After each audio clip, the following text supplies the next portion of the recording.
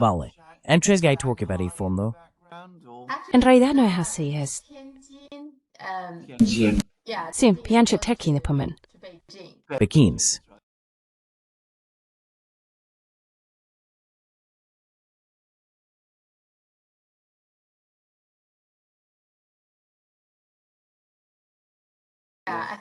Sí, creo que es uno de los lugares a los que vinieron los británicos, ya sabes, durante el siglo XIX.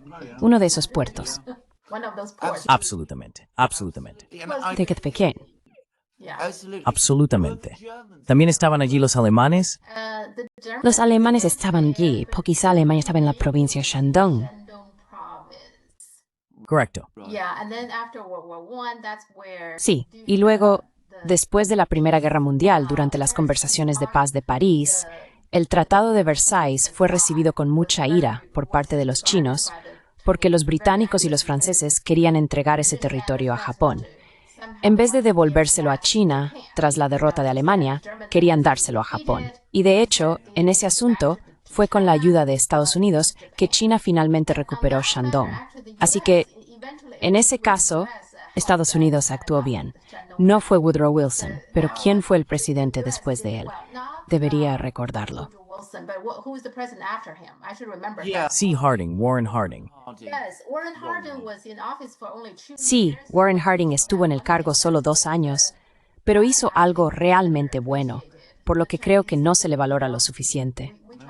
Los chinos, ya sabes, hablamos mucho de eso, que fue con la ayuda de Estados Unidos que finalmente China recuperó Shandong.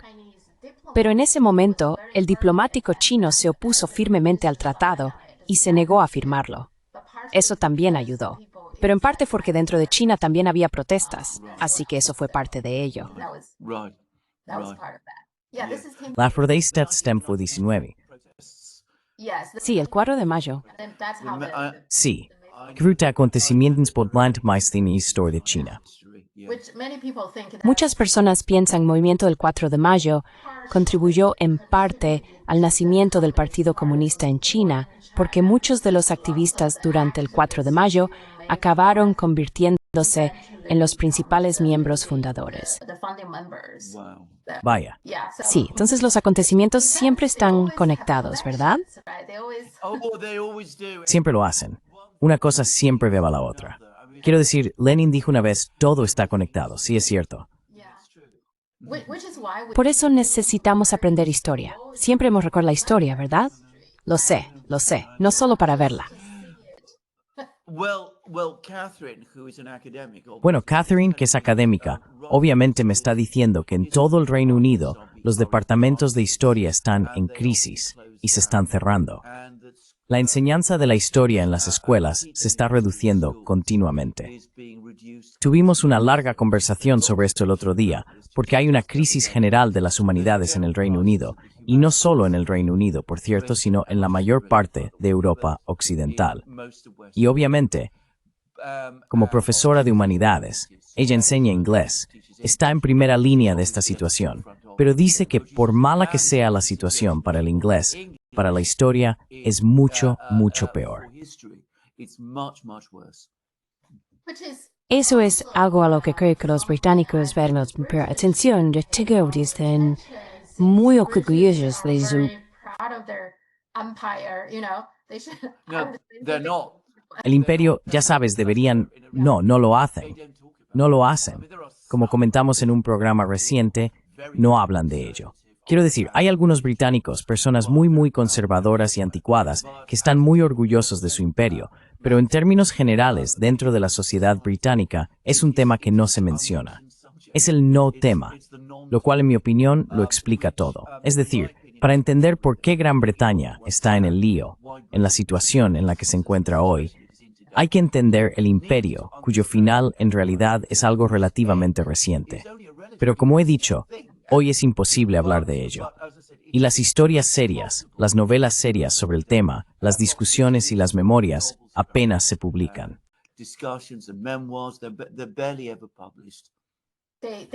Solo quiero recordar de glorioso poder de Bretañas. Eso es... No, I'm thinking de Tim Thal.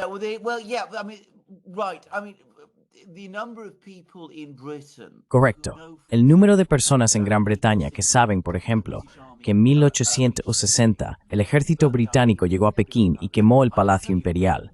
Puedo decirte que el porcentaje de personas en Gran Bretaña probablemente está en las bajas décimas del 1% o en las altas centésimas del 1%.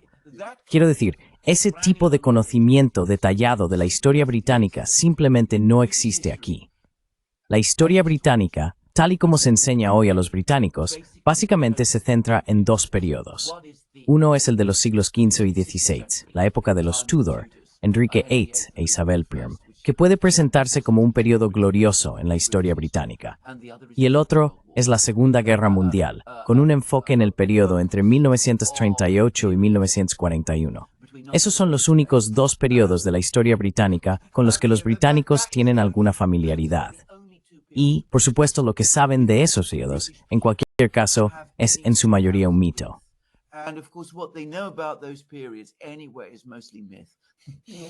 En now, Republik Britannica blir högtvättelsregist hävivaktis de boerst haben.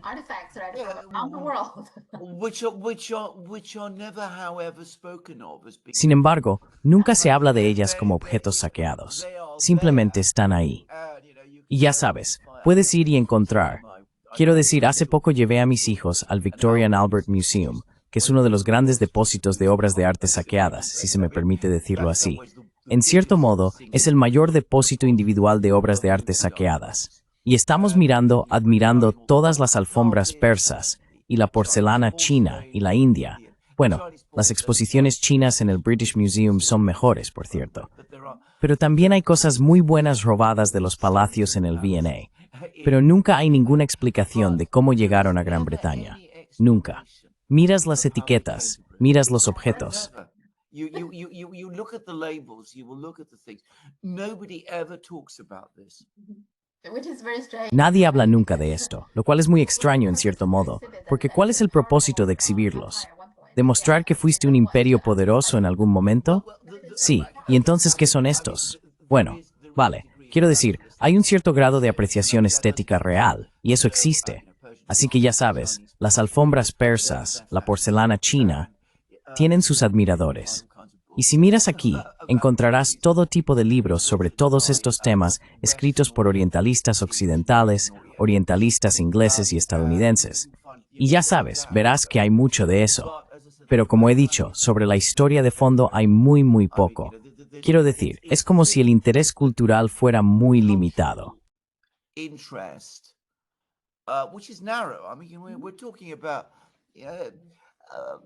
Quiero decir, estamos hablando de quizás 10.000 personas, tal vez un poco más, en el Reino Unido, que están interesadas en la cultura china, que han oído hablar de algunas de las obras de arte de China. Y hay como un conocimiento vago de que China tiene esta enorme civilización y cultura que la gente viene a ver.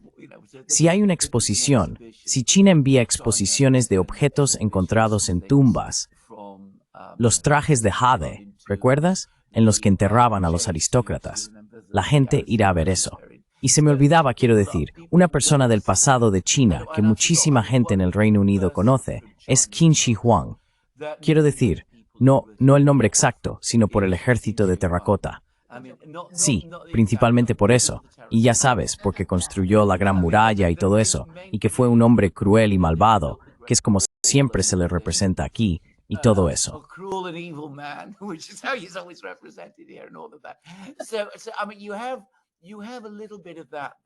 Bueno, quiero decir, tienes un poco de eso ahí. Pero como dije, en cuanto a la interacción británica con China, la historia de las guerras del opio, la manera en que Gran Bretaña gestionó ciertos aspectos de China, estoy seguro de que sabes que durante el último periodo de la dinastía Qing, el hombre que estaba a cargo de las aduanas chinas era un funcionario británico. Se aseguró de que todos los puestos superiores en el servicio de aduanas de China estuvieran ocupados por occidentales. Es decir, tenía una política deliberada de excluir a los chinos. Y por supuesto, también afirmaba que era extremadamente leal a China. En cierto modo, comparado con otras personas, quizá era un poco más comprensivo con China que algunos occidentales. Perhaps a little more sympathetic to China than some Westerners. But I mean, that gives you a sense of the depth Pero quiero decir, eso te da una idea de la profundidad de la implicación británica en China. Pero aquí se habla o se entiende muy poco. Y como he dicho, la mayoría de la población británica no sabe nada al respecto. Quiero decir, saben sobre el comercio de esclavos. La razón por la que saben sobre el comercio de esclavos es porque hay muchas personas negras en Gran Bretaña que hablan de ello. Y la otra cosa es, por supuesto, que lo bueno que pueden decir sobre el comercio de esclavos no es que los británicos lo empezaran y lo mantuvieran durante 200 años, sino que lo abolieron. Así que esa es la otra cara de la moneda. Sí, quiero decir, la actitud china hacia la historia es que hay que aprender de la historia, ¿verdad? Por eso hay que estudiar la historia. China tiene una comprensión y una relación completamente diferentes con la historia. Tengo que decir que más que cualquier otra nación. Como probablemente sabes, he estado y sigo estando muy interesado en la India, la filosofía india y la cultura india. Pero es sorprendente lo poco interesados que están los indios en su propia historia. No existe ese registro increíblemente preciso de los acontecimientos históricos que encuentras en China. Por ejemplo, en la época de la emperatriz Wu Zetian, sabes exactamente lo que estaba haciendo de un mes a otro. Sabes qué templos visitaba, qué funcionarios nombraba, qué decisiones tomaba, qué tipos de crisis se reportaban. En ese mismo periodo, hay incertidumbre sobre qué dinastías gobernaban en qué partes de la India.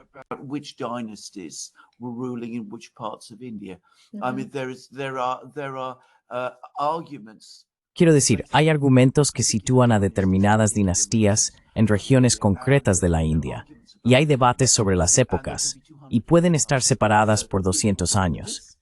Así que algunas personas las ubican en un siglo y otras en un siglo completamente diferente, lo cual es muy extraño. Pero China, el pueblo chino, tiene una relación con la historia que, en mi opinión, es una de sus mayores virtudes, porque obviamente aprenden de ella. Acumulan un conocimiento enorme, un sentido de la experiencia y de la comprensión. Pero por supuesto, también ocurre otra cosa. Eso le da a China una tremenda autoconfianza, porque tiene toda esa enorme historia detrás. Así que si ocurre algo difícil, si surge un problema, los chinos se dirán a sí mismos, bueno, hemos superado cosas mucho más difíciles en nuestro pasado.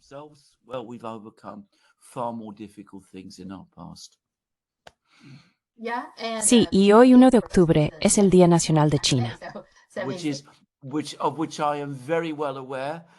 De lo cual soy muy consciente.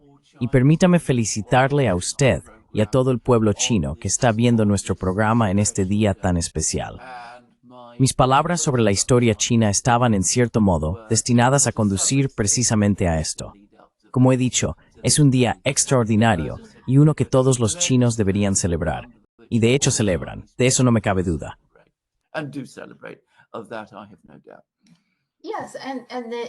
Sí, y es un desarrollo creo que por cualquier estándar muy impresionante a lo largo de esos 76 años, ¿verdad? Teniendo en cuenta cómo era China cuando empezó, creo que el pueblo chino tiene todas las razones para estar muy orgulloso de sus logros.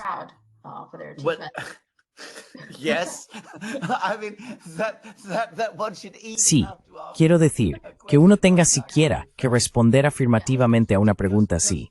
Eso demuestra lo completamente locos que nos hemos vuelto en Occidente con todo esto. Sin duda hablaremos más de esto en nuestros programas. Pero, de nuevo, estaba leyendo cosas en Estados Unidos que han estado escribiendo sobre China, sin hacer ninguna referencia al hecho de que hoy es el Día Nacional de China. Pero las cosas que han estado escribiendo son tan disparatadas que, de nuevo, uno realmente se pregunta en qué planeta viven estas personas. Y ya sabes, me parece que China tiene la desgracia de existir en dos lugares a la vez. Uno, la China real, en la que viven los chinos, donde trabajan, crían a sus familias y logran todas las cosas de las que acabamos de hablar. Y la otra, una China completamente diferente, que existe en la imaginación occidental, un lugar totalmente distinto. Y ambas no tienen absolutamente nada en común, salvo el nombre.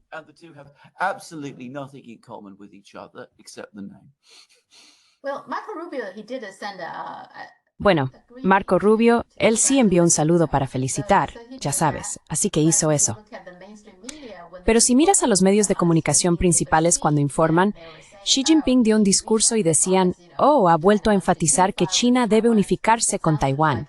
Suena como un discurso muy agresivo, que en realidad no es de lo que está hablando, pero así es como Occidente retrata a China, incluso en una festividad tan importante. Así que todo lo que piensan es, vais a hacer algo agresivo. Invade Taiwan and all of that. Invadir Taiwán y todo eso. Invadir Taiwán. Reunificarse con Taiwán. ¿Cómo podría China reunificarse con Taiwán cuando las potencias occidentales reconocen que Taiwán ya forma parte de China? Quiero decir, esta falta de lógica nunca se aborda en los comentarios occidentales, por cierto. La gente nunca habla de esto. En fin, ahí lo tienes. People never talk about this. Anyway, there we go.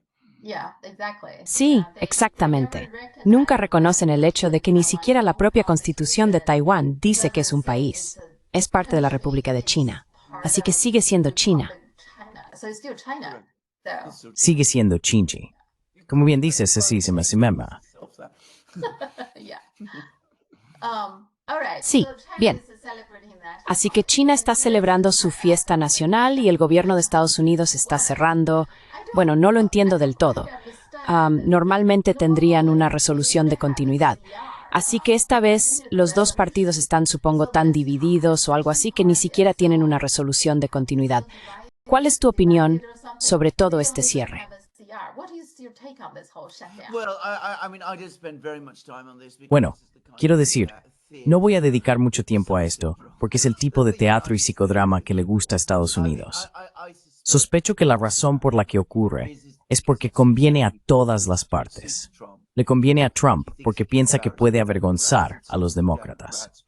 Le conviene a los demócratas porque pueden decirle a su base, mirad, en realidad estamos plantando cara a este déspota malvado, al tirano Donald Trump. Le conviene a los republicanos porque así pueden fingir que son los adalides de la responsabilidad financiera, cuando en realidad no lo son en absoluto. Así que pasamos por este ritual habitual, porque ahora ocurre bastante a menudo, este ritual que suele durar unos días y luego se llega a algún tipo de compromiso.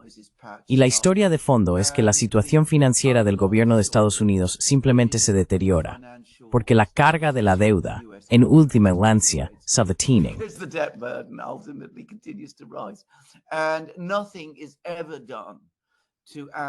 Y nunca se hace nada para reorganizar realmente, o si prefieres usar la palabra reformar, la burocracia federal que simplemente sigue creciendo cada vez más. Así que, quiero decir, no me lo tomo en serio, salvo que de nuevo, lo que demuestra es que en Estados Unidos, el gobierno real en el sentido funcional, ya no existe. Es decir, se podría argumentar que no existe en ningún lugar de Occidente. Lo que tienes es teatro y espectáculo, pero no hay un presidente ni un gabinete realmente centrados en abordar los problemas de fondo del país y en proporcionar un gobierno real de una manera que la gente note.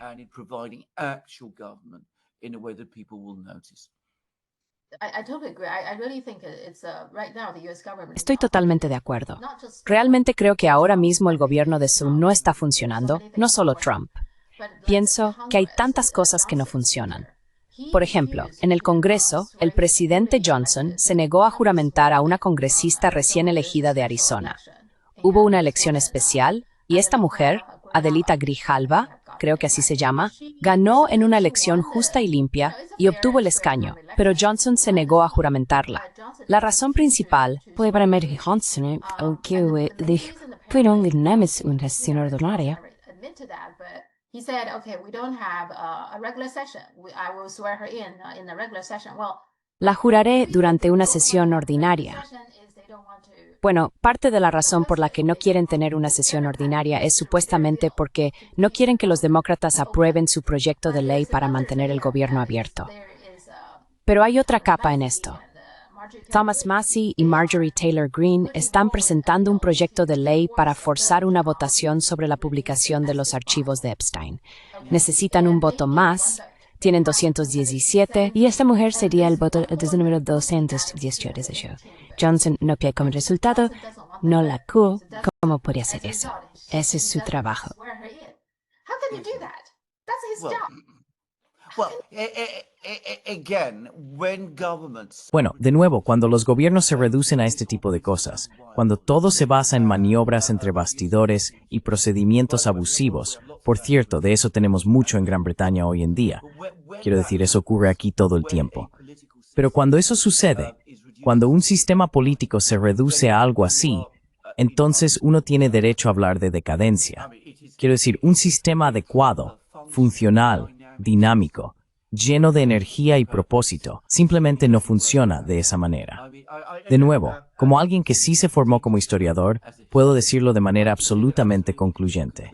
Maniobras entre bastidores, manipulación, uso de procedimientos, guerra jurídica, todas estas son señales de una disfunción creciente en un sistema político que está perdiendo el control y está abusando de los instrumentos de poder para conservarlo. of power in order to return you. Yeah. And by the way, you were talking about Y por cierto, Epstein. hablabas de esa sombra de Epstein. Acaba de Ferguson. De alguna manera también hay un escándalo relacionado con eso. Son sombras todo el tiempo. It's the shadows all the time. Okay. Yeah, absolutely. And now she's the divorced wife. Sí, absolutamente. Ahora, ella es la exesposa de Andrew, el príncipe, y resulta que, aparte de Andrew, ella también era amiga de Epstein. Está claro que él tenía una agenda para acercarse a la familia real británica. Quiero decir, claramente trabajaba con ese objetivo. No es una coincidencia que todas estas personas fueran sus amigas. Pero es muy interesante, y también es muy interesante que Peter Mandelson, de quien hablamos en un programa reciente, también fuera su amigo. Isa puede worth tinte arbor henchspurs, so es porque Epstein estaba tan interesado en Gran Bretaña. Why Epstein was so interested in Britain. Yeah. Just so. Yeah. Y gente siendo que será Andrew problemáticos para la tierra, la pelea real. Oh, absolutely. Yeah, I love absolutely. that. I mean, absolutely. I mean, well, there have been for. Oh, sí, quiero decir absolutamente. Es decir, bueno, lo han sido durante mucho tiempo. Ferguson avergonzó profundamente a la familia real al tener una aventura pública mientras aún estaba casada con Andrew en los años 90. Y Andrew siempre ha sido considerado bastante tonto y algo gamberro. De todos modos, el asunto Epstein sacó todo eso a la luz. Pero, ya sabes, hay que decir que ninguno de los demás es especialmente atractivo tampoco. Quiero decir, mira, la reina, la difunta reina, era una figura de dignidad y poseía un auténtico autocontrol. Por cierto, no siempre era especialmente amable, y sé que había gente a la que no le caía bien. Pero en fin, la imagen pública era buena, pero de nadie más se puede decir eso, incluido, hay que decirlo, el actual rey. No one else can that be said, including it must be said the current king. Yeah. Yeah. Sí, ya veremos. La ausencia simplemente nunca desaparece. Never disappear. It's always Siempre está rondando, absolutamente. yeah. The other thing got lots La otra cosa que ha llamado mucho la atención, creo que probablemente en todo el mundo, no solo en China, pero desde luego mucha gente está hablando de ello, es que todos los generales, todos los altos cargos están siendo convocados a Washington, D.C. para una reunión con Pete Hegseth y un discurso de Donald Trump. Ahora bien, ¿cuál es exactamente el propósito de esta reunión? ¿Cuál es tu opinión al respecto? meeting. What's your take on that? Well, you couldn't have worked anything out from listening to the speeches. Bueno, no se podía sacar nada en claro escuchando los discursos que dieron Hegseth y Trump porque estaban absolutamente vacíos. Eran un cliché tras otro, a veces expresados con un lenguaje muy burdo. Pero la idea de convocar a 800 altos mandos militares para decirles cosas así es ridícula. Quiero decir, por cierto, se podía ver la cara de algunas de estas personas, y estaba claro que estaban muy enfadados por haber sido sacados de sus respectivos puestos para acudir a una reunión y tener que escuchar semejantes tonterías.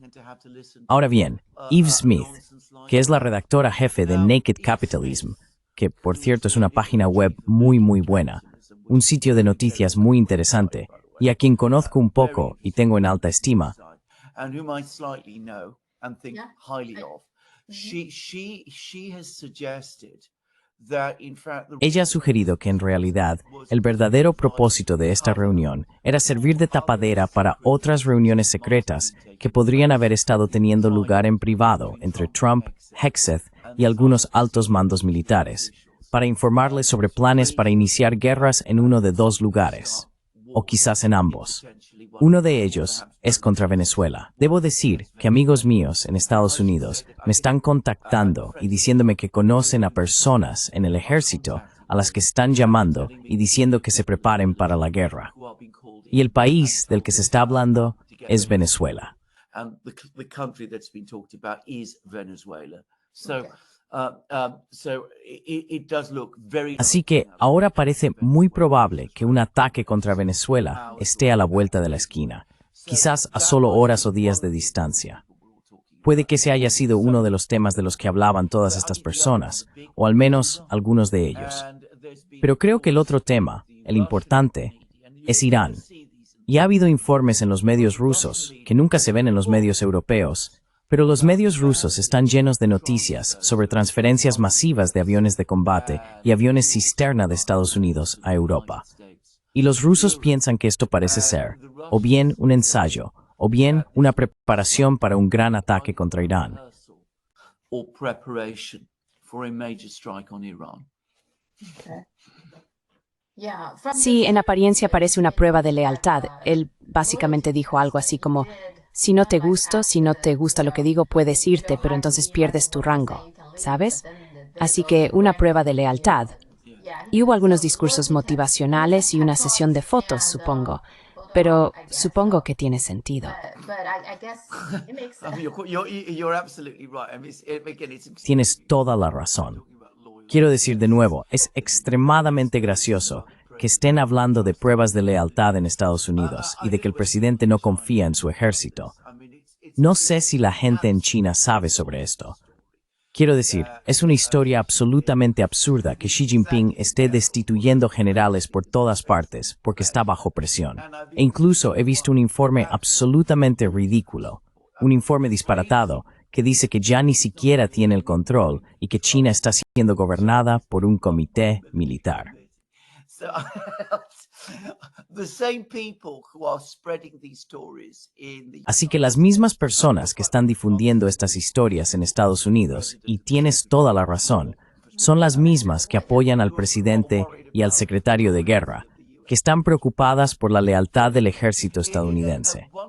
Así que ahí lo tienes. Un ejemplo perfecto de, por cierto, estoy de acuerdo, quiero decir, hablaban, en esos términos, de proyección. Así que te preocupa la lealtad de tu propio ejército, y luego difundes historias absolutamente no solo infundadas, sino cómicamente erróneas, sobre algún tipo de crisis así en China. stories about some kind of crisis like that in China. Bueno, en China, por supuesto, pueden preguntarse si Estados Unidos está hablando de una posible guerra con China. Así que no crees que esta vez estén haciendo eso. Porque, ya sabes, aunque en apariencia no oímos muchos informes, ha habido problemas constantes. Filipinas está creando algunos conflictos. Y por supuesto, hay interminables ejercicios militares que Estados Unidos está realizando ahora. Ya ni siquiera reciben mucha cobertura porque ocurren tan a menudo. Estados Unidos hace un ejercicio conjunto con Filipinas, hoy, mañana, con Australia o con Japón. Llevan haciéndolo todo el tiempo, ahora, es que rutina diaria. Así que la situación en torno a China parece tranquila en la superficie, pero no lo es. Yeah, I mean, I think a number of things to say. Firstly, they Sí. attack Venezuela. Quiero decir, creo que hay varias cosas que decir. En primer lugar, si atacan Venezuela y si atacan Irán, hay que tener absolutamente claro que en última instancia esto tiene que ver con China. Siempre se trata de China. Ayer estaba leyendo un artículo igualmente disparatado de Conrad Black. No sé si has oído hablar de él. Era un empresario canadiense muy cercano a Trump. Solía ser dueño del Daily Telegraph en Reino Unido, pero tuvo que dejarlo. Pasó un tiempo en prisión por malas prácticas financieras, pero ha vuelto y sigue siendo muy cercano a Trump. Y de nuevo, él dijo claramente que el intento de Trump de ser conciliador con Rusia tenía como objetivo alejar a Rusia de China. About getting Russia away from China, and there was all the usual nonsense scare stories that Y había todas las habituales historias absurdas y alarmistas de que si Rusia seguía siendo amiga de China, entonces China empujaría a Rusia a arrendar Siberia a China, y China trasladaría allí a 40 millones de personas. Parece increíble decirlo, pero este tipo de reportajes disparatados se está volviendo peligrosamente común ahora. Así que ya sabes, existe una hostilidad y animosidad increíbles hacia China, y siempre está presente. Se pudo vislumbrar en el discurso de Trump a los oficiales militares. Así que me temo que no puedo descartar esto. No puedo descartar la posibilidad de una guerra con China. that they are talking about a war with China, and I'm sure you are aware that the Y estoy seguro de que eres consciente de que, al parecer, el Pentágono ha dicho a los fabricantes de misiles que necesitamos aumentar la producción de misiles 4 veces para poder mantenernos al nivel de los chinos, lo cual es imposible, por cierto. Quiero decir de nuevo, yo he trabajado en la industria, sé cómo funciona la industria. Al menos en Occidente, es imposible lograr un aumento de la producción de misiles de 4 veces en los plazos de los que se está hablando. La industria estadounidense no está estructurada de esa manera. No puede hacerlo así. Quiero decir, en China, donde existen economías de escala completamente diferentes y sistemas de organización y gestión totalmente distintos, probablemente sí podrían. and management systems, you probably could. And of course the Russians can, and Y por supuesto los rusos pueden hacerlo, y su sistema industrial es diferente, pero en Estados Unidos no se puede hacer. Quiero decir, simplemente no se puede hacer. Todo lo que harán será aumentar el precio, lanzarán dinero al problema, lo que incrementará el coste unitario por misil y no resultará en la producción de muchos más misiles. Pero dejando todo eso de lado, el hecho de que hablen de esta manera, de nuevo, indica algún tipo de preparación para una guerra con China. Y luego, por supuesto, también tenemos la historia, que no sé si se publicó en los medios estadounidenses, pero estuvo por todas partes en los medios británicos, que supuestamente paracaidistas rusos están entrenando a paracaidistas chinos, como si los paracaidistas chinos necesitaran entrenamiento. as if Chinese paratroopers need training. I mean, we won't go now. We won't go. No vamos a ceder, no vamos a irnos. Pero de nuevo, esto se está explicando claramente como parte de una preparación para algún tipo de ataque contra Taiwán. Y por último, hay una historia que dice que Xi Jinping, al parecer, quiere que Donald Trump haga algún tipo de compromiso público de que Estados Unidos se opone activamente a la independencia de Taiwán. Se supone que esto es algo increíblemente amenazante y muy peligroso que están haciendo los chinos. Estados Unidos ya dijo en los años 70 que se oponía a la independencia de Taiwán. Entonces, ¿qué se hay de nuevo en eso? Taiwan's independence. So what is new there? Well, But the you could see the rhetoric. So given Bueno, the rhetoric, puedes ver la retórica. Así que, dada la retórica, dada la locura y la histeria que hay por ahí, ¿cómo puedo decir con certeza que un ataque, una guerra con China, no es posible? No creo que sea probable, porque creo que China es demasiado fuerte y ellos lo saben. Y también creo que todo ese discurso sobre cuadruplicar la producción de misiles demuestra que en algún nivel saben que China es demasiado fuerte. Pero ya sabes, Medvedev, que es un alto funcionario ruso, cuando hablaba de una guerra en Europa, dijo exactamente lo mismo que voy a decir ahora sobre China. Dijo que no hay ninguna razón lógica o racional para pensar que una guerra en Europa vaya a comenzar. Pero dado lo locas que están algunas personas, no se puede descartar esa posibilidad por completo. Y dada la locura que hay en Estados Unidos respecto a China, no se puede descartar esa posibilidad por completo. No lo espero, pero creo que sería muy very complacent to think it's not going to happen. yeah, the article you're talking about, Washington Sí, Post el artículo del que had hablas, el Washington Post publicó un artículo sobre eso, sobre China con la ayuda de Rusia, y siempre utilizan la fecha de 2027. Tienden a creer que antes de 2027 China va a reunificarse o va a intentar reunificarse con Taiwán, pero no sé de dónde sacan ese año. Pero aún así, de eso es de lo que hablan. Sí, así que vi ese artículo, incluso hice un programa sobre ello. I saw that article. I even made a program of it. Y creo que China necesita a Rusia para entrenar a sus paracaidistas. Quiero decir, de todas formas, no voy a llegar hasta allí. Bueno, y además, recientemente el Comité de Servicios Armados de la Cámara de Representantes de Estados Unidos hubo algunos miembros, 3 miembros, que visitaron China. Además, hubo un republicano del Comité de Asuntos Exteriores, así que los 4 visitaron China. Una cosa de la que parece que han estado hablando es que creen que no hay comunicación regular entre los 2 ejércitos, el de Estados Unidos y el de China. Es algo peligroso. Con lo que estoy de acuerdo, realmente creo que es algo peligroso. Pero, por supuesto, nunca mencionan que los ejércitos de Estados Unidos y China mantenían comunicaciones regulares hasta que Nancy Pelosi visitó Taiwán. Así que fue ella quien...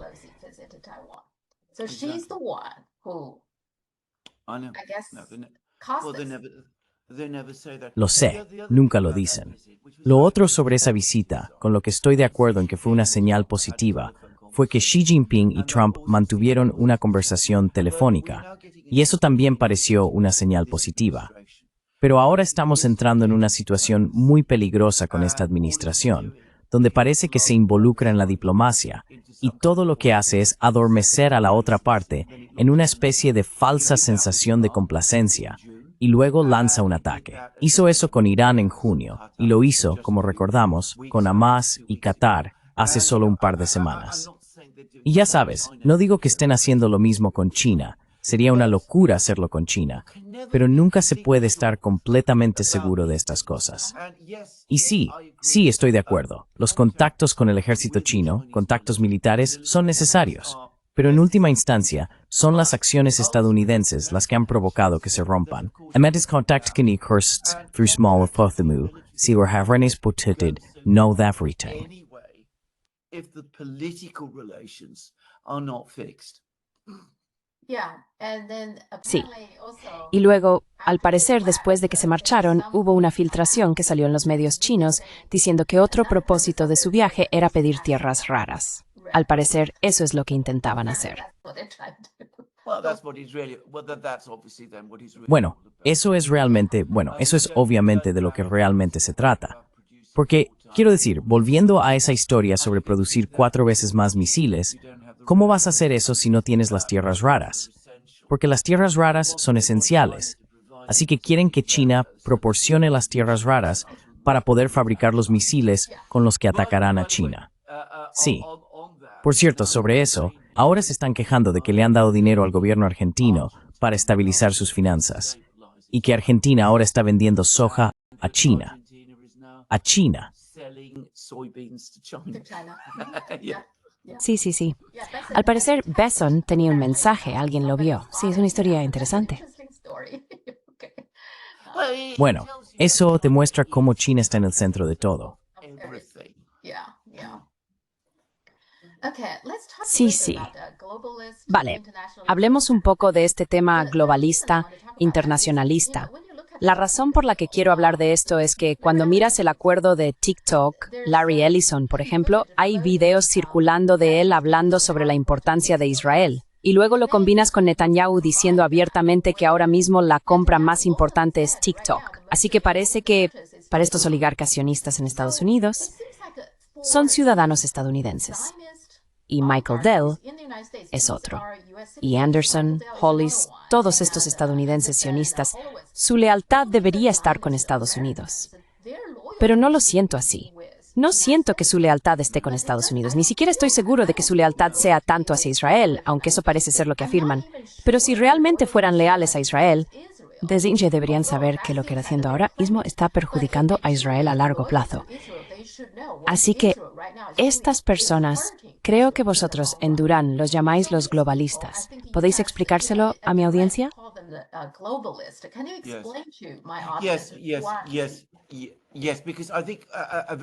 Sí.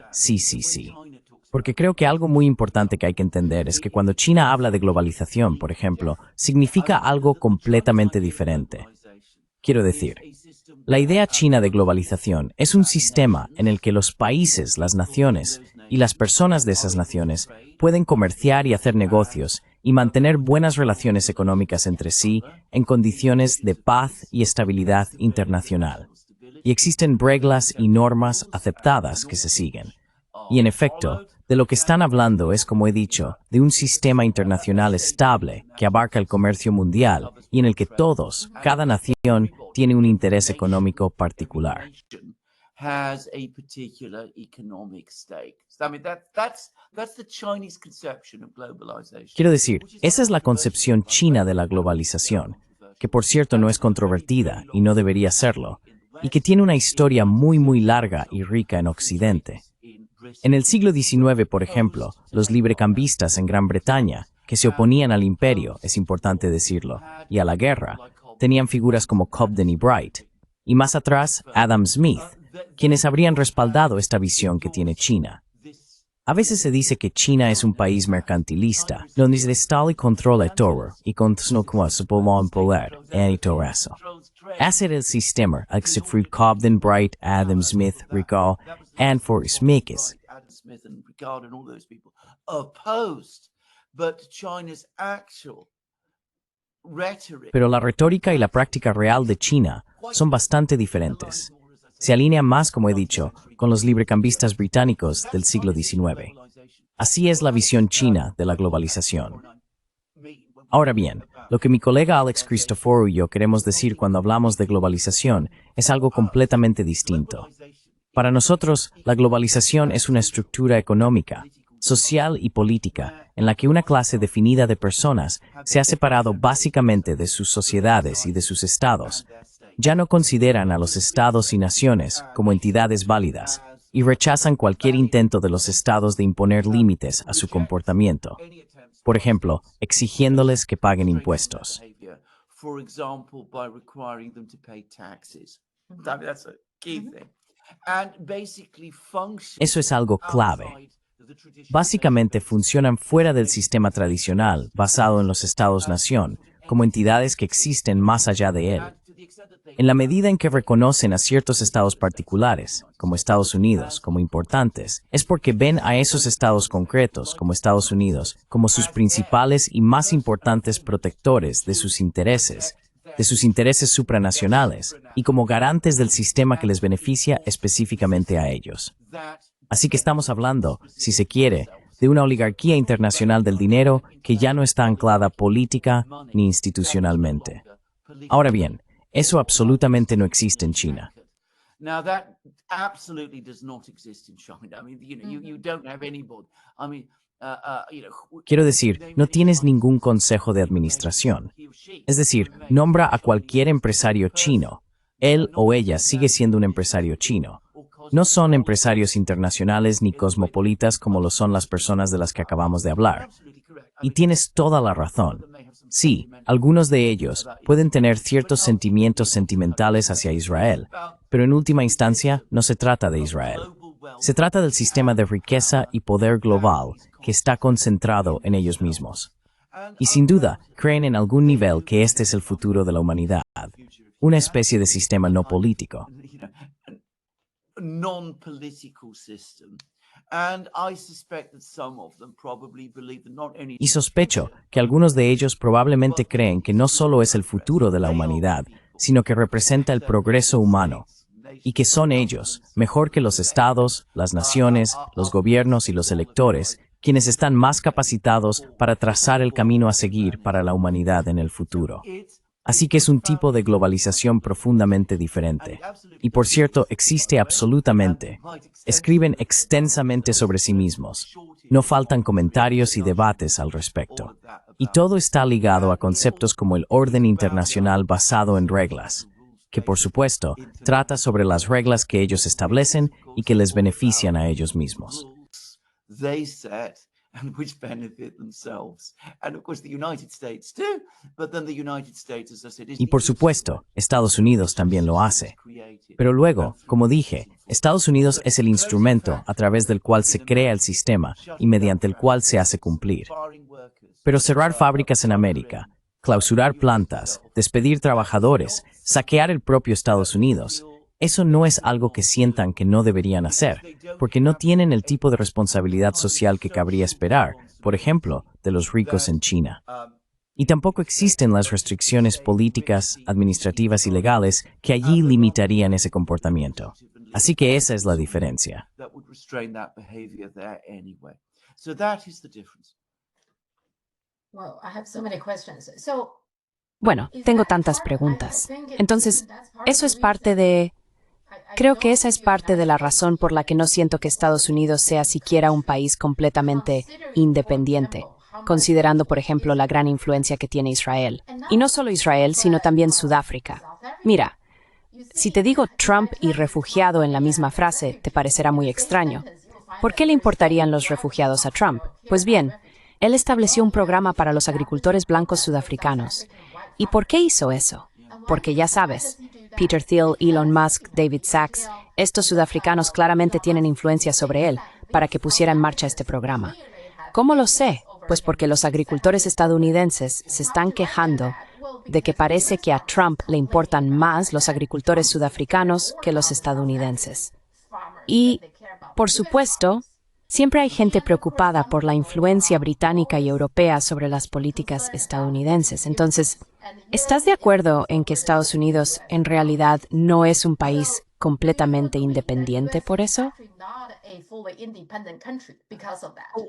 I would completely agree, and I would add, by the way, that these ideas, Estoy completamente de acuerdo. Y añadiría, por cierto, que estas ideas, este concepto de globalización del que acabamos de hablar, tienen en última instancia un origen europeo. Recordarás que Europa, como hemos comentado en muchas ocasiones, es una colección fragmentada de diferentes estados. Pero es indudablemente cierto que básicamente desde los años 40 empezó a formarse una élite europea que se concebía a sí misma como europea, en contraposición a francesa, alemana, española, italiana o cualquier otra nacionalidad. Y gran parte del pensamiento original que creó este sistema de globalización del que hablamos se originó en Europa. Y mucho de ello, por supuesto, también se originó en Gran Bretaña, que siempre ha sido un país con un sistema oligárquico muy, muy fuerte en su ADN político. Así que, absolutamente. Y Estados Unidos está muy atrapado y subordinado a este sistema. into and subservient to this system. We saw this play out very strongly. Vimos esto muy claramente en 2008, por ejemplo, durante la crisis financiera. Es decir, recordemos las formas tan diferentes en que China y Estados Unidos gestionaron la crisis financiera. China inició un programa masivo de reactivación económica, cuyo objetivo era impulsar la economía y aumentar la demanda agregada. Estados Unidos rescató a los bancos, no solo a los suyos, sino también a los de Occidente. Y por supuesto, los demás bancos centrales y gobiernos occidentales desempeñaron ese mismo papel. De nuevo, es una respuesta completamente diferente a la crisis que surgió entonces. Y una vez más, esto dice mucho sobre cuáles son las prioridades. En China, la prioridad es el desarrollo, centrado en el propio país. En Occidente, la prioridad es preservar el sistema financiero internacional, que es, por supuesto, lo que sustenta todo el sistema de globalización del que acabamos de hablar.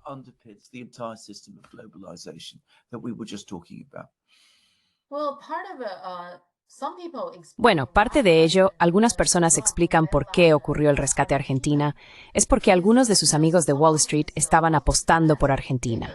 Así que si Argentina colapsaba por completo, algunos de sus amigos perderían mucho dinero. Esa es una de las explicaciones. Y de nuevo, no es para servir a los mejores intereses de Estados Unidos. ¿Por qué Estados Unidos necesita rescatar a Argentina? Bueno, Estados Unidos, soja, ¿verdad? ¿Por qué? Por curiosidad.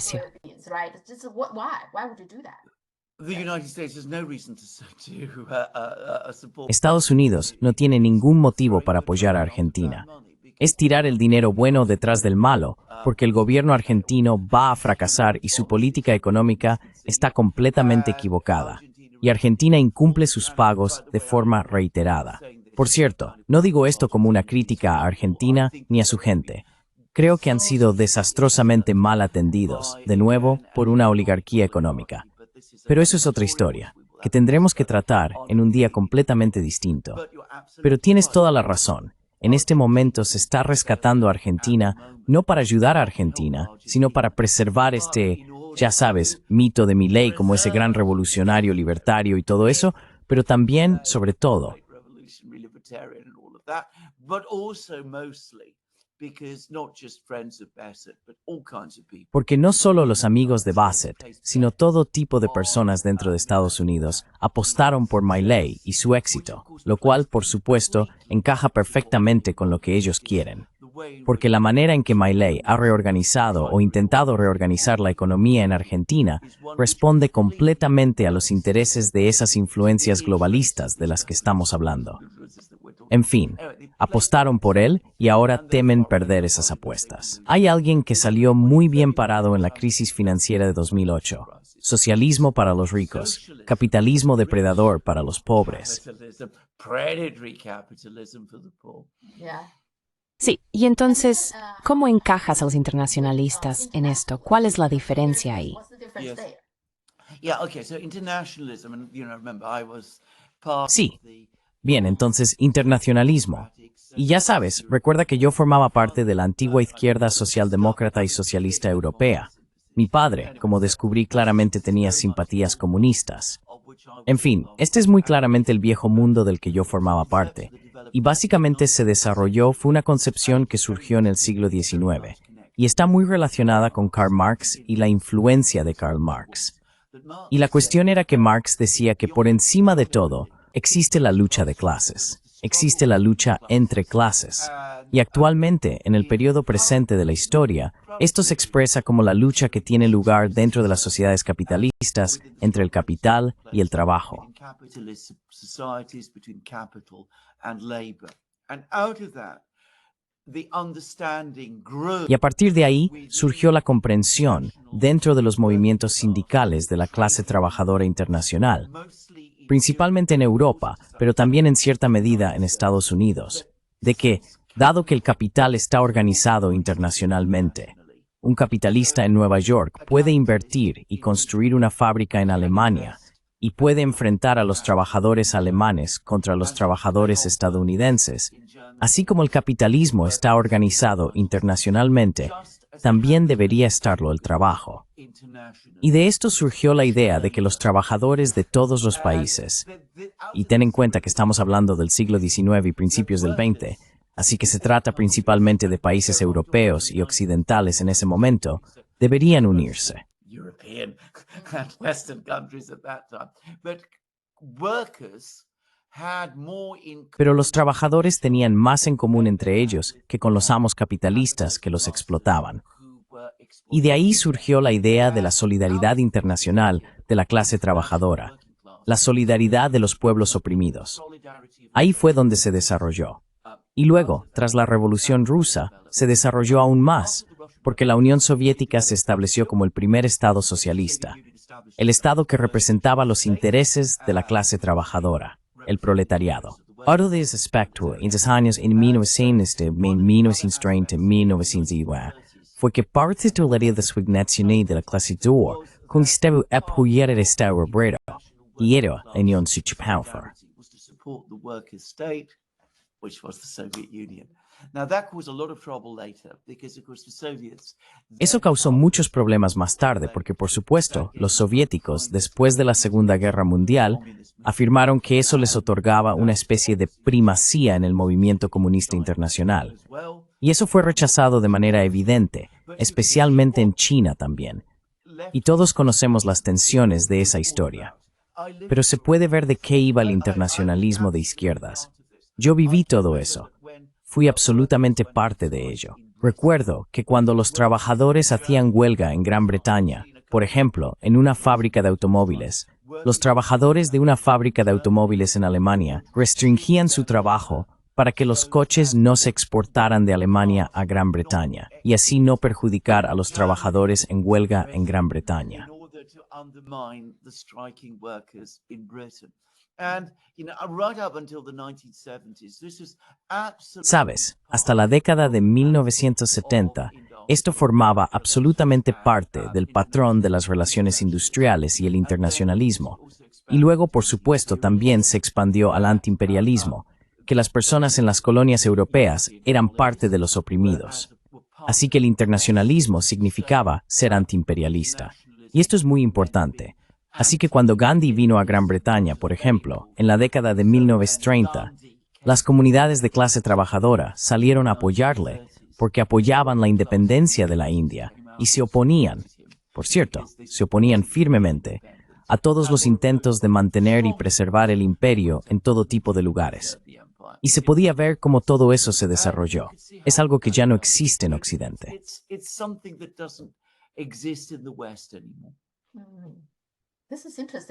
Esto es interesante.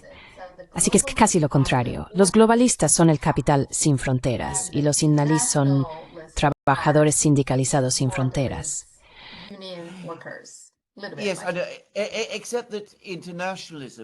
Excepto que el internacionalismo nunca implicó no ser patriótico con respecto a tu propio país. Así que, ya sabes, un trabajador británico seguiría siendo un trabajador británico. Un trabajador alemán seguiría siendo un trabajador alemán. Todo eso. Un trabajador ruso seguiría siendo un trabajador ruso. Pero no se trataba de extinguir los estados-nación, ni de acabar con el patriotismo, ni nada de eso, sino más bien de la idea de que los trabajadores de todo el mundo necesitaban apoyarse mutuamente, porque de lo contrario, los capitalistas los enfrentarían entre sí y ganarían la partida. Se podría argumentar que lo que ocurrió en Occidente después de 1989, 1991, la caída de la Unión Soviética, es que los capitalistas ganaron la partida. Y es a partir de ahí, en cierto sentido, que la globalización, tal como la entendemos ahora, realmente cobró fuerza. Las ideas sobre la globalización en Occidente se remontan a Quinagenta y empezaron a tomar forma institucionalmente en Europa años 60.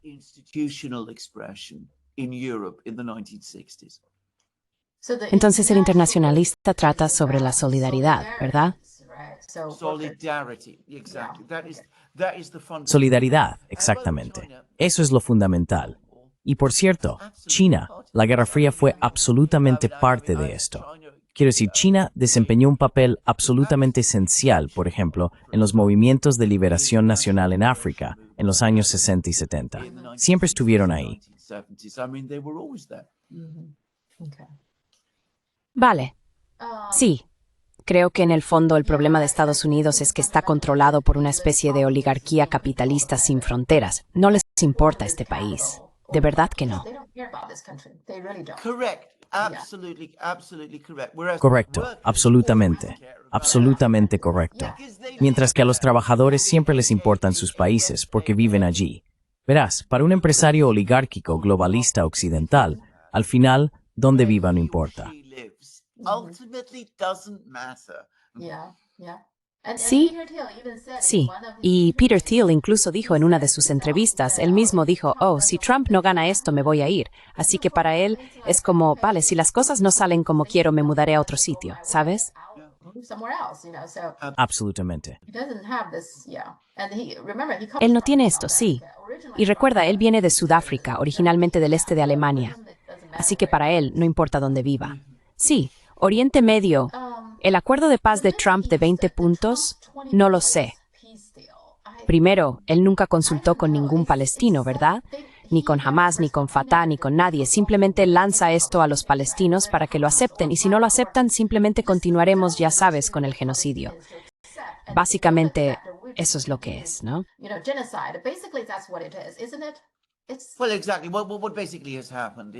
Exactamente. Lo que básicamente ocurrió es que algunos de los estados árabes presentaron propuestas y se pueden ver los orígenes de este plan en esas propuestas. Así que Trump hace lo que siempre hace. Se apropió de esas propuestas y dijo, este es un gran nuevo plan de paz. Voy a añadirle varias ideas mías. Voy a crear este Consejo de Paz en el que me voy a nombrar presidente. Voy a incluir a mi amigo Tony Blair como parte de ese consejo, lo cual es una idea tan escandalosa y tan indignante, dado el historial de Blair en Oriente Medio, que ni siquiera podemos empezar a comprenderlo. Y luego lo voy a imponer, y si a alguien no le gusta, iré a por él y lo haré volar en pedazos. De nuevo, esto no es pacificación, no es diplomacia, es gangsterismo. Básicamente, eso es lo que es.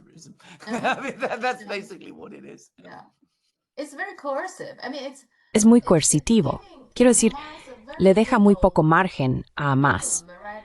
Por un lado, en el acuerdo de paz, los 20 puntos Básicamente están diciendo que tienen que devolver a todos los rehenes y luego entregar todas sus armas. Así que Hamas no tiene nada, ningún tipo de influencia, ¿verdad? Exactamente. Quiero decir, lo único que se ha mantenido de las propuestas árabes, que podría hacer que esto sea diferente, es que implica el despliegue de una fuerza de paz en Gaza, que presumiblemente estaría compuesta por estados musulmanes. Al parecer, Indonesia se está ofreciendo como el país que proporcionará la mayoría de las tropas. Pero precisamente por eso, esto podría convertirlo en un verdadero plan de paz, que podría tener un resultado significativo. No creo que lleguen nunca a enviarse a Gaza, y no creo que como se supone que debe hacerlo. En última instancia, todo esto trata de desarmar a Hamas. Y eso es todo.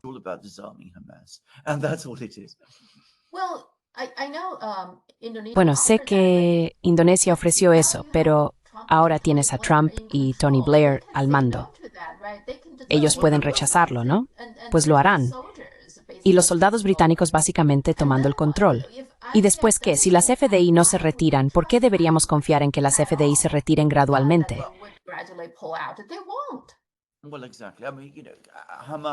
Exactamente. Quiero decir, ya sabes, no se consultó a Hamas. Esto no se discutió con ellos de antemano. Al parecer, tampoco se consultó adecuadamente a los estados árabes.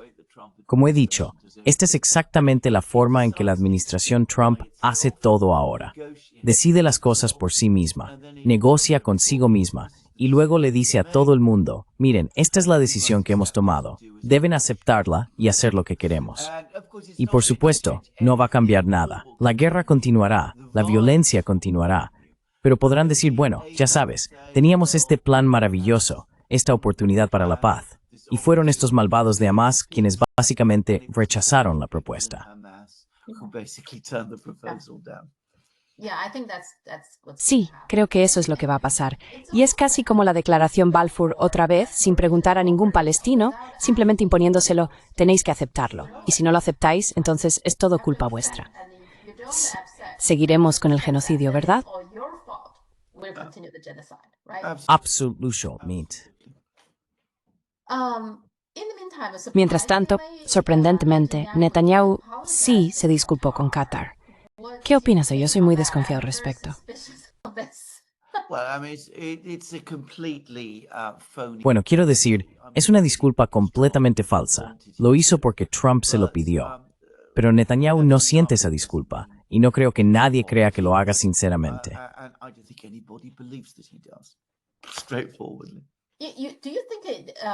¿Crees que, como dijiste, probablemente se están preparando para atacar a Irán, así que no quieren que los países árabes estén tan enfadados con Israel como para que apoyen a Irán?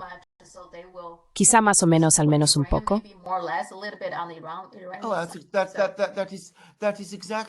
De eso se trata, exactamente. Quiero decir, la agenda ahora es atacar a Irán. Así que quieren mantener a los estados árabes, los estados del Golfo, en silencio mientras se lleva a cabo ese ataque. Absolutamente no quieren que los estados del Golfo se pongan del lado de Irán, porque dicen que, mira, Israel nos atacó. Y si ataca a Irán de nuevo con el respaldo de Estados Unidos, entonces vendrá por nosotros. Así que, en última instancia, de eso se trata todo esto.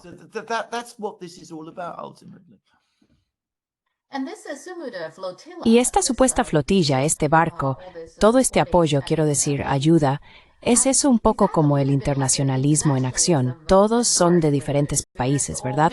Para apoyar a los palestinos. Sí, lo que explica por qué, por cierto, está siendo objeto de ataques virulentos en algunos sectores de los medios aquí en Gran Bretaña. Toda esta operación, absolutamente. Así que los británicos fingen que quieren ver la paz en Gaza y reconocer el Estado palestino. Pero cuando se trata de hacer algo práctico, especialmente cuando se hace a través de una iniciativa popular, se puede ver que se oponen.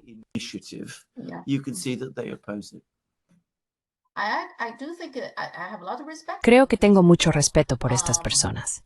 Han dejado en evidencia a todos los gobiernos, creo, y ninguno de los gobiernos realmente hace nada. Son simplemente personas normales. ya sabes, actuando movidas por su indignación ante el genocidio y haciendo todo esto de forma voluntaria. No es nada fácil, creo. Sí. That's not very easy, I think. Estoy completamente de acuerdo contigo. Quiero decir, eso es exactamente lo que es. Y también estoy de acuerdo contigo en que uno debe tener respeto por estas personas que están haciendo esto. Yeah. Now, why is Meloni? I mean, first, Sí, ahora, ¿por qué Meloni? Quiero decir, primero salió diciendo que enviaría barcos de la Marina para apoyarlos, pero luego cambió de opinión. Según tengo entendido, está bajo mucha presión por parte de los italianos. they are striking. Ahora hay huelgas. Italia está de alguna manera en una gran crisis porque mucha gente está en huelga. Crisis in the way. Pero luego ella dio marcha atrás. Entonces, ¿qué es exactamente lo que intenta hacer aquí? So, what exactly is she trying to do here? Well, opinion polls show 70%. Bueno, las encuestas de opinión muestran que el 70% de la gente en Italia está horrorizada por lo que está haciendo el gobierno israelí. Hay una oposición muy, muy fuerte. La posición de Meloni no es especialmente sólida en Italia. Quiero decir, ella es la líder de un gobierno de coalición y se enfrenta a personas dentro del propio gobierno que no están de acuerdo con ella en muchas cosas. Así que, durante un tiempo apoyó esta medida. Pero en última instancia, creo que sus alineamientos más cercanos son con Donald Trump. Siempre me lo ha parecido. Y creo que Trump, probablemente los estadounidenses, le comunicaron a Meloni que no estaban contentos. Así que ella dio marcha atrás. Por cierto, no creo que vaya a ser primera ministra durante mucho, mucho más tiempo. Sé que hay muchísima gente que habla de ella como una primera ministra italiana muy exitosa y eficaz. No estoy seguro de por qué la gente dice eso. Y yo mismo no he visto ninguna prueba de ello. No evidence of this myself. Yeah, me either. But Sí, yo tampoco. Pero quizá, comparada con otros líderes de la UE, probablemente dedica un poco más de tiempo a los asuntos internos. No sé, probablemente. Porque los demás líderes no parecen hacer nada por sus propios países. anything to their own country. Yeah. Exactly. But you know what they say? Exactamente. Pero ya sabes lo que dicen. Hubo un primer ministro francés, Pierre Mendès France, un hombre muy muy famoso en su época, aunque hoy esté olvidado. Pero una vez dijo, gobernar es elegir.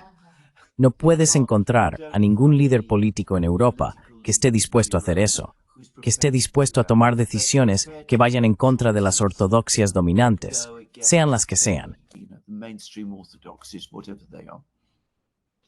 Orbán. Well, Orban, yeah. Yeah, it's the Orbán, sí. But Hungary is Pero Hungría es un país pequeño y aunque tiene un peso enorme a nivel internacional, quiero decir, hay un límite a lo que un país pequeño puede hacer por sí solo. country by itself can do. yeah. Yeah, speaking of Europe. So Sí, hablando de Europa, la guerra en Ucrania. now the US Ahora Estados Unidos está considerando proporcionar misiles Tomahawk de largo alcance a Ucrania. ¿Qué intenta hacer Trump aquí? ¿Cree que esto intimidaría a Rusia? think that this would intimidate Russia. Yes. Okay, That's but exactly what he's trying to do. I mean, well, Vale, eso es exactamente lo que él está intentando hacer. I mean, Quiero decir, bueno, creo que la manera de entender esto es en realidad muy sencilla. Los estadounidenses han estado intentando que los rusos acepten congelar el conflicto en Ucrania porque saben que los rusos están ganando el conflicto y saben que va a haber un auténtico desastre y una derrota militar. Y eso va a ser muy difícil para los estadounidenses. A los estadounidenses les preocupa que, si se produce este tipo de derrota, queden atados en Europa. Y por supuesto, como sabemos, en realidad quieren ir a la guerra con China en su lugar. Así que están muy descontentos con eso. Por eso han estado intentando encontrar formas de presionar a los rusos. ways to pressure the Russians. And the way they were trying to do that for most Y la forma en que intentaron hacer eso durante la mayor parte del tiempo que Trump ha sido presidente fue amenazando con sanciones, más sanciones contra los rusos y aranceles contra los socios comerciales de Rusia. Todo esto culminó en una amenaza de imponer aranceles del 100% a la India y China en julio. and China. Luego, Estados Unidos descubrió que la India y China no iban a dejarse intimidar. India and China were También se dieron cuenta, después del desastre de lo que ocurrió en abril, de que una guerra económica con China no es una buena idea. that an economic Quizás también comprendieron la regla de la que he hablado tantas veces, no se puede fanfarronear con China. Ese es el mayor error que se puede cometer, porque siempre te van a descubrir el farol. Así que se dieron cuenta de que los aranceles a China no van a funcionar y simplemente provocarán represalias por parte de China, lo cual será muy, muy perjudicial para las economías de Estados Unidos y Occidente.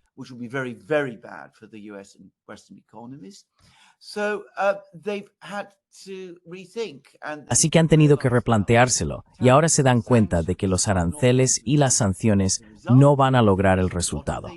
Entonces, ¿qué hacen? Cambian su enfoque. Se acercan a los rusos y dicen, bueno, mirad, entendemos que estáis ganando la guerra, intentemos encontrar una salida. No, todavía quieren congelar el conflicto. Y ahora están intentando amenazar a los rusos con misiles de largo alcance. De eso se trata realmente. Es por el fracaso de las amenazas de sanciones y de guerra económica que vimos durante el verano. Esa fue la gran lección del verano, que Estados Unidos no se atrevió a hacerlo. Debido al fracaso de todo eso, ahora están cambiando de táctica y hablando de suministrar misiles de largo alcance a Ucrania.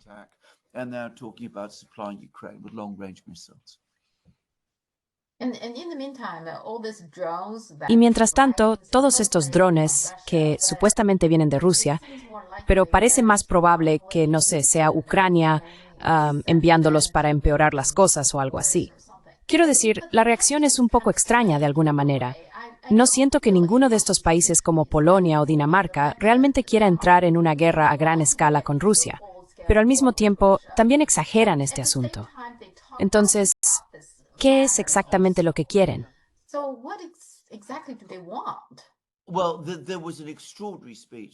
Bueno, hubo un discurso extraordinario de Radek Sikorski, que es el ministro de Asuntos Exteriores de Polonia.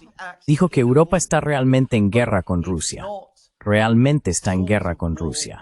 Pero no es el tipo de guerra al que estamos acostumbrados. Quiero decir, no estamos luchando realmente contra ellos. Así que básicamente lo que quieren es tenerlo todo. Quieren crear un ambiente de guerra en Europa sin que haya realmente una guerra en Europa. Quieren mantener la retórica de guerra todo el tiempo sin luchar realmente contra los rusos, lo cual perderían militarmente si se limitara a un combate convencional, lo cual, por cierto, no sería así.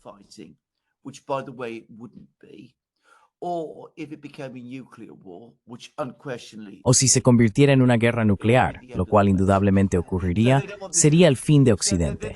Así que no quieren hacer eso. Lo entienden, pero aumentan la retórica.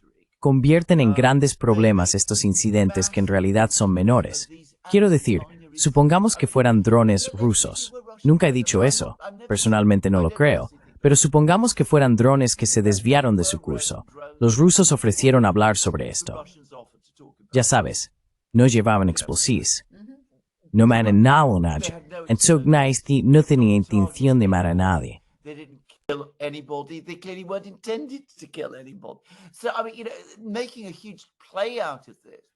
Así que, ya sabes, hacer un gran espectáculo de esto, crear toda una sensación de drama y crisis en torno a ello, parece absurdo. Y porque 3 cazas rusos fueron de una base rusa a otra base rusa y cruzaron el Báltico para hacerlo, lo cual, por cierto, tenían que hacer, y puede que se acercaran un poco más, 5 millas más cerca, a una roca deshabitada en el mar Báltico que reclama Estonia. Hacer de eso también un gran problema. Amenazar con derribar aviones rusos es absurdo. Pero tenemos esta atmósfera de histeria y psicosis en Europa porque quiero decir, es lo que nos queda ahora. Quiero decir que estamos perdiendo en Ucrania. Tenemos miedo de que los estadounidenses se retiren.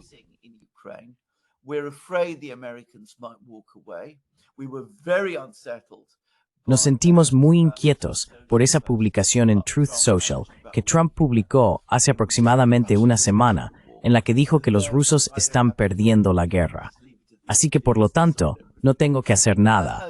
Puedo dejar que los europeos lo resuelvan todo. Así que ellos estaban muy nerviosos y asustados por eso.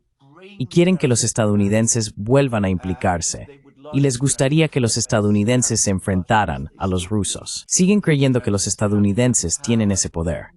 Se imaginan que, ya sabes, no pueden ser sanciones. Podrían ser misiles de crucero o algo por el estilo. Y al mismo tiempo, y no debemos subestimar esto, este ambiente de histeria y paranoia en Europa es también una forma eficaz de controlar a las propias poblaciones. of controlling one's own populations. Así que, en realidad no quieren luchar en la guerra, pero quieren que la guerra continúe y quieren que su propia gente crea que la guerra se avecina de alguna manera para mantener a todos en tensión. Keep everybody on edge. Okay. Yes, yes. It's impossible to Sí, sí, es insostenible. Tarde o temprano, esto se vendrá abajo y la gente empezará a hacerse preguntas. No se puede mantener la histeria indefinidamente. La gente se cansa de ello. Sí. People become tired of it. Parece test caótico. Sabes, al CIS parecía que en aquel momento podría ocurrir algo grande. Yes. Aunque, sabes, en Oriente Medio, en Europa e incluso fuera de China, diría que, como dijimos, parece tranquilo en la superficie, pero quién sabe, ¿verdad? Yes. China is the eye. Sí, China es el ojo del huracán. Está en el centro de todo esto. Ella misma está completamente tranquila. A menudo, ya sabes, cuando la tormenta está por todas partes, en el centro todo está completamente en calma. Es completamente racional. Quiero decir, esto es lo que encuentro sobre no hay un gobierno más racional en la Tierra. Realmente es extremadamente racional y tranquilo. Sí, pero en última instancia es su ascenso lo que es la fuente de todo esto. Porque bueno, como acaba de señalar mi amigo Glenn Deason, lo que augura el ascenso de China es el fin de 500 años de hegemonía occidental. Y eso no es algo con lo que los occidentales se sientan muy cómodos.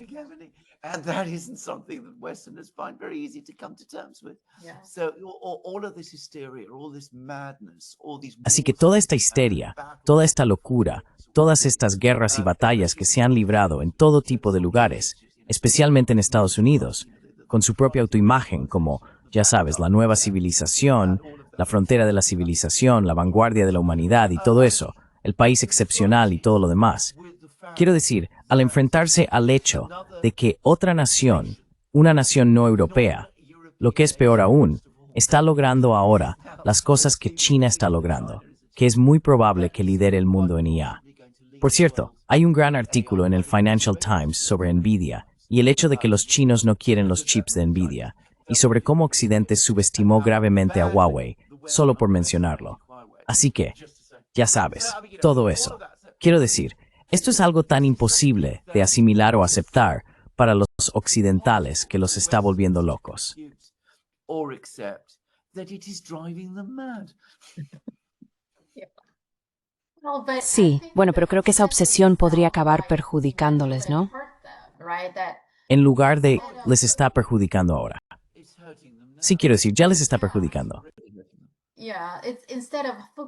Sí, en lugar de centrarte en ti mismo, en mejorar como persona, siempre estás obsesionado con cómo puedes perjudicar a China, ¿verdad? Quiero decir, en fin, hablando de la IA, ¿crees que hay en Occidente, en Estados Unidos en particular, una burbuja de la IA? Yo creo que sí. There is an AI bubble. There is an AI bubble, and what is causing Existe una burbuja de la IA. Lo que la está causando es la forma en que la IA se ha desarrollado en Occidente. En China, los avances en IA son muy descentralizados. Mucha gente está trabajando en ello desde diferentes bases. Pero ya sabes, el gobierno también está involucrado. Está ayudando a desarrollar programas de inversión y está haciendo todo tipo de cosas. Así que la situación es estable. Mientras que en Estados Unidos, la inversión para este tipo de proyectos a menudo se realiza a través del mercado bursátil. Eso significa que se inflan las expectativas de lo que la IA puede lograr, no dentro de 10 o 20 años, sino mañana. not in 10 years' time or 20 years' time, but tomorrow. And this creates an atmosphere of euphoria. Y esto crea una atmósfera de euforia y emoción, y realmente se forman estas burbujas. Y esto no es algo nuevo en Estados Unidos. El crack de 1929, como mucha gente no sabe, comenzó como una burbuja. Fue causado en última instancia por una burbuja en torno a la radio, las empresas de radio y el desarrollo de la radio y las tecnologías asociadas en los años 20. Luego tuvimos otra burbuja con Internet, ya sabes, la burbuja de las .com. Y ahora, por supuesto, tenemos la burbuja de la IA. Y todo esto se basa de forma precaria en Nvidia. Si los beneficios de Nvidia empiezan a decaer, aunque siguen creciendo, ya no lo hacen al ritmo espectacular de hace unos años. Si eso se tambalea, entonces todo se derrumba por sí mismo. Then the whole thing implodes on itself. And the other thing about Nvidia, and going back to that Financial Times. Y lo otro sobre Nvidia, volviendo a ese artículo del Financial Times, una de las cosas que ese artículo mostró de manera muy clara es lo importante que era su negocio en China para Nvidia. Era absolutamente central para su éxito final. Y ahora todo eso se ha perdido. Y sí, todavía tiene otros mercados que siguen creciendo, pero no es solo que haya perdido el que quizás era su mercado más importante, que era China. En ese mercado que ha perdido China, hay competidores con mejores recursos de ingeniería e incluso más inversión detrás de ellos. Y sin esta enorme inestabilidad que se ve en el mercado bursátil estadounidense, esos otros competidores, potenciales competidores, se están desarrollando y creciendo.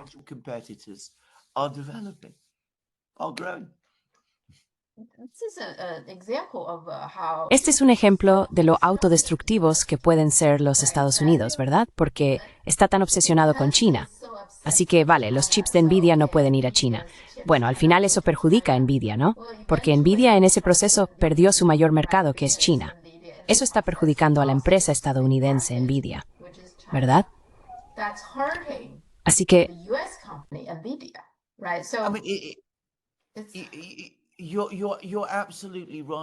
Tienes toda la razón, Sofía, y estoy cansado de decirlo. Lo he estado diciendo durante todo el tiempo que llevo haciendo comentarios. Este enfoque es innecesario, porque busca enemigos donde no los hay, y al final resulta contraproducente.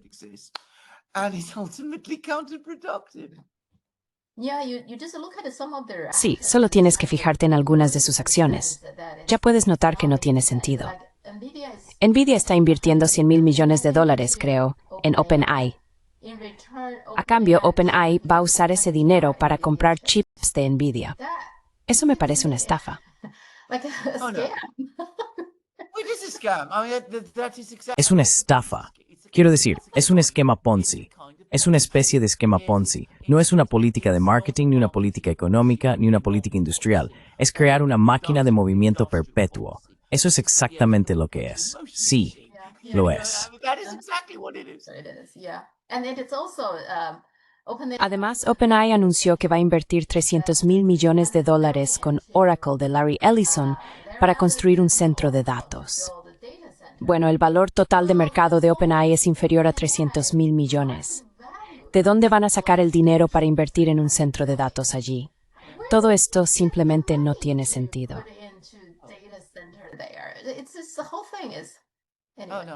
Quiero decir, no se está haciendo nada correctamente. Es decir, de nuevo, estás hablando de que China está invirtiendo en desarrollar sus sistemas energéticos.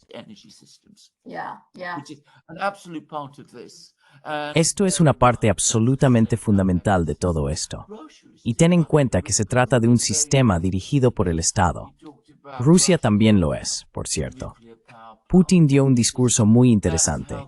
Habló de que Rusia va a construir más centrales nucleares porque esa es la forma en que van a hacerlo, debido a los problemas climáticos. Y dijo que van a situar los centros de datos cerca de las centrales nucleares para que reciban la energía que necesitan. Estados Unidos no está haciendo nada parecido. Siguen atados a los combustibles fósiles. Bueno, hablando de eso, ayer tuve un corte de luz de mediodía. Así, de repente. Va a ser más frecuente, la gente lo está diciendo. Lo bueno es que ahora tenemos un generador, así que lo superé. Pues ahí lo tienes, ahí lo tienes.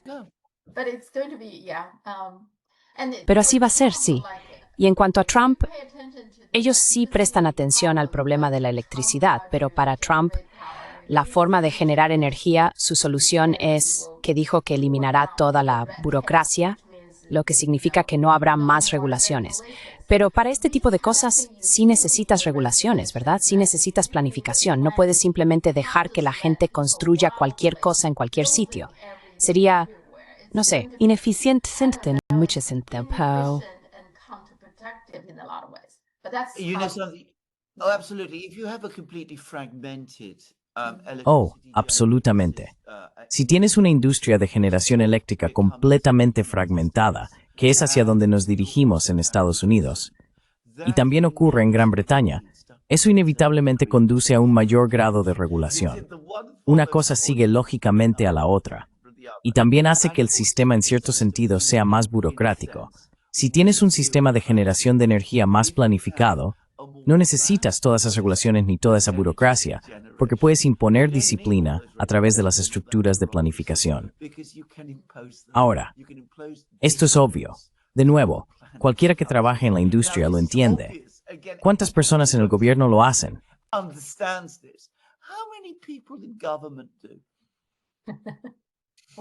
Bueno, no según Trump. Su solución es, ya sabes, sin planificación. Nada. Simplemente haced lo que queráis. Anarquía, anarquía del siglo XIX. Y luego autoritarismo de orden espontáneo, todo sucede. Y luego, si pasa algo, el contribuyente es quien acaba pagando la factura. Así que sí, eso es verdad. Lo último, hablando de OpenAI.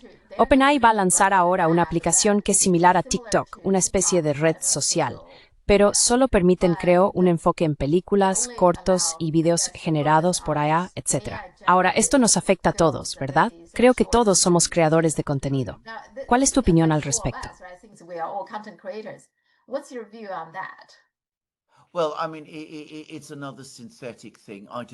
Bueno, quiero decir, es otra cosa sintética. No creo que vaya a tener éxito. No van a reproducir el tipo de debates que hemos tenido, y la gente siempre querrá escuchar ese tipo de discusión. Lo que pasa con la IA es que se basa en datos que ya han sido generados por alguien. Así que quiero decir, todo lo que vas a obtener si dependes de la IA al final, especialmente si controlas la IA de la manera en que quieren hacerlo, es simplemente lo mismo regurgitado una y otra vez. He visto muchos pseudofilmes generados por EA. Puedes encontrarlos en YouTube, por cierto. Y todos son iguales. No son tan buenos en absoluto. Y quiero decir, siempre tienen, ya sabes, bueno, debería tener cuidado con lo que digo, supongo, pero siempre tienen imágenes de mujeres jóvenes que se supone que deben parecer así. Sí, o animales adorables, ya sabes, tienen ese tipo de cosas. Sí, exactamente. Sí, no es muy original, estoy de acuerdo, sí, bueno, ya veremos cómo va. Creo que eso parece ser lo próximo importante para ayudarles a mantener la burbuja. Quizás, no lo sé, ya veremos.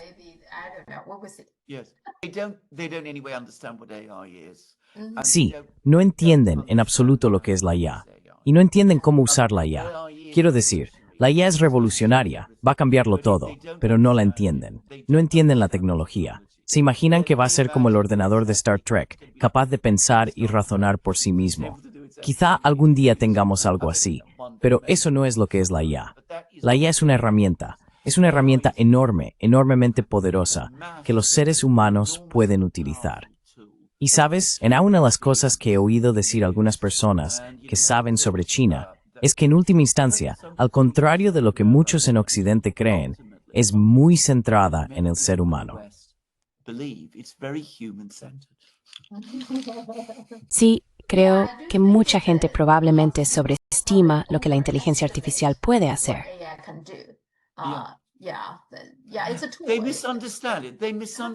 Sí, es una herramienta. La malinterpretan. Lo han entendido mal.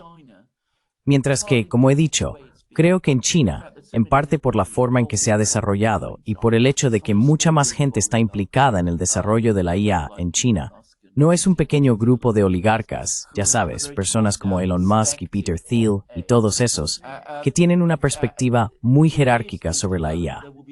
Por la forma en que se está desarrollando, habrá una comprensión popular mucho más amplia que en Occidente y se integrará en la vida cotidiana mucho más rápido. Como por cierto ocurrió con los códigos QR. Recuerdo cuando fui a China en 2017 y vi esos códigos QR. Pensé, ¿qué son estas cosas? No tenía ni idea de lo que eran, pero ya formaban parte absolutamente de la vida cotidiana. En Occidente, en Reino Unido, apenas habíamos empezado a familiarizarnos con ellos.